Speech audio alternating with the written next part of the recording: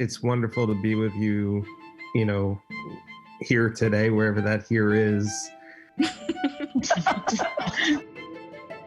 When I talk about myself as an artist and people ask you to specify and, are you a sculptor? Are you a painter? Yeah, what do you do exactly? Right. Yeah. And I always felt like the more accurate way for me to describe myself was site-specific. And to think about what it means to make something in a place and have it be for that place, like truly for that place. And almost if you were to take it away and just put it in another place, it wouldn't make sense. His, therefore, is a post-museum art. His objects are often damaged, broken, stolen, or burnt goods.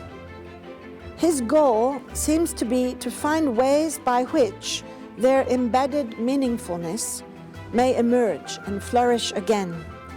And his proposition is that this can happen only if we work together with others.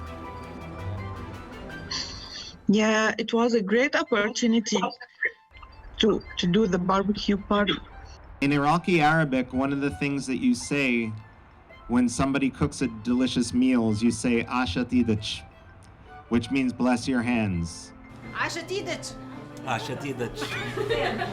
I didn't know if you would know it.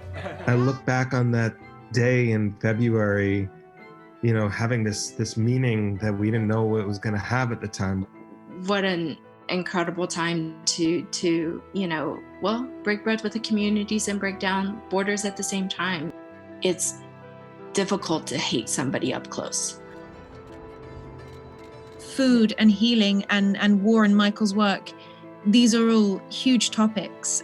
But also through his works, he gives voice also to the people who distract the cultural heritage. There's something really interesting in the tension between those moments of play and humor and just like the sheer gravity of the stuff that he's talking about. Yeah, and I think those contradictory emotions that come up when you're seeing some of his work of both kind of wanting to laugh and cry and be outraged and all of these things at once is so important to that experience. I should say for someone, as someone who lived a big chunk of my life under the Saddam and Ba'ath rule, life in Iraq was very much a theater of the absurd. So, in some aspects, that's realism. We mourn the departure, but in those moments, we also have to find those opportunities to celebrate.